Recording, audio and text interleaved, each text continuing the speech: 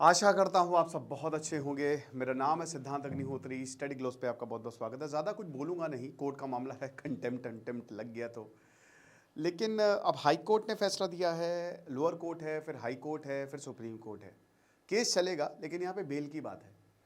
लेकिन अब देखते हैं क्या है, आप ही डिसाइड करिएगा। मुझे कमेंट बॉक्स में बताएगा कि आपको क्या लगता है। तो कोर्ट ने क्या बोला है, जज साहब ने क्या बोला है, वो बात करेंगे। लेकिन उससे पहले बता दूं कि पर्सनैलिटी डेवलपमेंट और चाणक्य नीति हमारा कॉम्बो पैक 500 रुपये का भी मिल रहा है। कल रात में जैसे ही सेल खत्म हुई, आप लोगों ने आफत कर दी हम लोगों की, तो आप समर कूपन कोड यूज़ करिए। आज आखिरी दिन है, 50 घंटे ऊपर हैं दोनों, अगर कोर्स को मिला दें। बहुत ही शानदार कोर्स हमने बनाया, आपकी लाइफ बदल जाएगी। ओके, तो यार यहाँ पे इलाहाबाद हाई कोर्ट जो है वो ये कह रहा है। एक पहले मैं आपको बता देता हूँ कि ये एक एमए स्टूडेंट थी, म्यूज़िक क्लास में जा रही थी।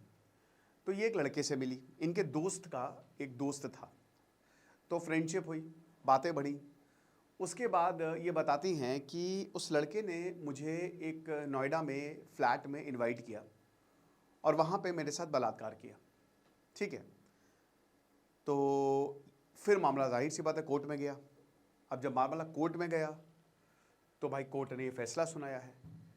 फैसला क्या, बेल की बात है यहाँ पे। तो अब बेल, क्योंकि ये रेप का मामला है, राइट, तो जो डिफेंस है और जो प्रोसिक्यूटर है दोनों आमने सामने आए।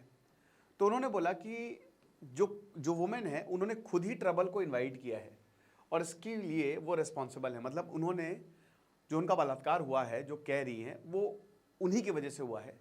उन्होंने ही ट्रबल को, वो क्यों गई, एक तरीके से वो फ्लैट में क्यों गई, लड़के के साथ क्यों गई, तो basically she is responsible for the same.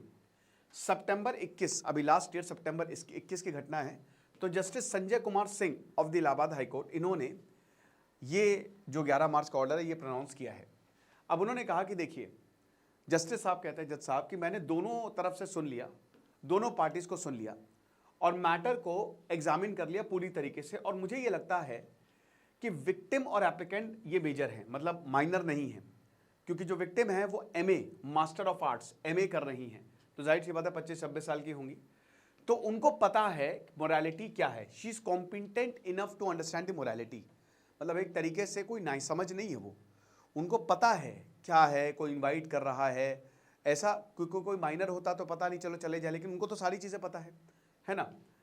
एक ग्रोन अप वुमेन है तो उनको पता है।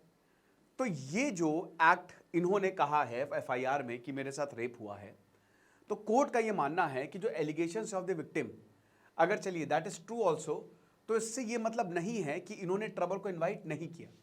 मतलब एक तरीके से अगर इनका रेप हुआ है, इनका बलात्कार हुआ है, तो ठीक है, लेकिन इसका मतलब ये नहीं है कि इसमें ये भागीदार नहीं है।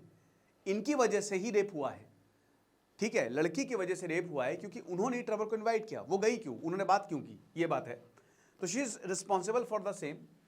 अब उसके बाद similar stand has been taken by the victim in her statement. यही स्टैंड जो है वो विक्टिम ने भी कहा है कि शायद उन्होंने, अब देखिए मुझे पूरा कोर्ट प्रोसीडिंग्स तो पता नहीं है, ये इंडियन एक्सप्रेस का आर्टिकल है, लेकिन अगर जज साहब कह रहे तो भाई जाहिर सी बात उन्होंने माना होगा कि मुझे नहीं पता था मेरे साथ ऐसा हो जाएगा। यानी कि आप एक बात समझिए कि कोई लड़का है, कोई लड़की है, वो अच्छे दोस्त हो जाते हैं और उसके बाद लड़की जो है वो अगर लड़के के साथ कहीं जा रही है, आप समझ रहे हो, कहीं जा रही है लड़की के साथ और उसने उसका रेप कर दिया, तो अब ये लड़की ने माना कि हाँ मैं गई, चली गई थी, ठीक है, मैंने भरोसा कर लिया। तो ये उस तरीके की बात है। क्राइम अफेयर्स को, चैनल को सब्सक्राइब करिए, डिस्क्रिप्शन में लिंक दिया हुआ है। उसमें मैंने अभी एक लेक्चर लिया था कि एक लड़की 12th क्लास में पढ़ती थी, वाराणसी की, है ना, स्पोर्ट्स में बहुत अच्छी थी। तो वो अपनी दोस्त के साथ पार्टी करने गई हुक्का बार में। वहाँ पे उसको नशीला पदार्थ खिलाया, 29 मार्च की घटना है। और नशीला पदार्थ खिला के उसको 7 दिनों तक 23 लोगों ने उसका बलात्कार किया, गैंग रेप किया 23 लोगों ने, और बार बार उसको नशीला पदार्थ खिला। कैसे, 29 मार्च को किया, दोस्त होटल ले गए, वहां पे उसको रेप किया, फिर उसके बाद अगले दिन उसको छोड़ दिया सड़क के पास, फिर 2 लोग बाइक पे आए, ये ट्रैक कर रहे थे इस लड़की को, और फिर उसको नशीला पदार्थ दिया, फिर ले गए मसाज पार्लर ले गए, वहां पे रेप हुआ, होटल से लेकर हर जगह रेप हुआ। आप समझ रहे हो, नशीला पदार्थ देकर। अब उसने भी भरोसा किया था अपने दोस्त पे। तो मेडिकल एग्जामिनेशन में बताया कि जो इनकी हाइमेन है that is found to be torn, वो टूटी हुई थी। मुझे बताने की जरूरत नहीं है, सब मैच्योर है।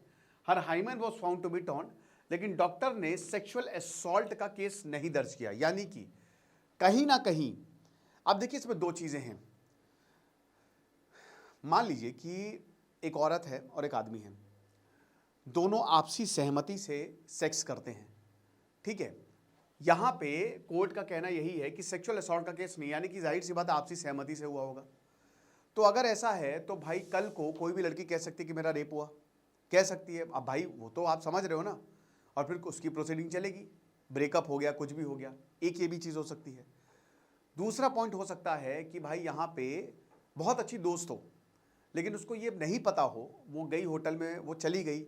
अब कोर्ट ने कहा है कि भाई होटल में ले जाने का मतलब या फ्लैट में ले जाने का मतलब यही है कि वो, ऐसा तो है नहीं कि यहीं पे मॉरलिटी की बात की कि यहाँ पे औरत को पता होना चाहिए कि वो होटल ले जा रहा है, वो क्यों ले जा रहा है, वो ग्रोन अप है। तीसरा पॉइंट ये है कि अगर मान लीजिए वो आपके साथ जा रही, तो इसका मतलब ये थोड़ी ना कि आप उनके साथ कुछ भी कर दे। औरत और आदमी की बायोलॉजी अलग होती है। औरत जो है वो अगर आपके ऊपर भरोसा कर रही है, आपको दोस्त समझ रही है, तो इसका मतलब ये तो है नहीं कि आप उसके साथ कुछ भी कर दे, ठीक है ना। तो ये तो बहुत उसकी भाई आबरू के साथ आप खेल तो सकते नहीं। तो यहाँ पे बहुत सारी ऐसी पॉसिबिलिटी देखने को मिल रही है। बट डॉक्टर ने कहा कि सेक्सुअल असॉल्ट नहीं हुआ था, ये कोर्ट ने कहा है, डॉक्टर्स की रिपोर्ट में ये लिखा है। तो फैक्ट्स और सर्कमस्टांसेस को देखते हुए और जो नेचर ऑफ द ऑफेंस है, एविडेंस है, उसको देखते हुए सब कुछ केस चलेगा, लेकिन हम बेल दे रहे हैं। जो अक्यूज्ड है that is fit case for bail. आमतौर पे रेप में बेल मिल जाती है वैसे बहुत, लेकिन अभी मुश्किल हो गई है बहुत ज़्यादा। तो यहाँ पे बेल हम देंगे, और एक तरीके से she herself invited for trouble, उन्होंने खुद ट्रबल जो है वो इन्वाइट किया, शी इज़ रिस्पॉन्सिबल।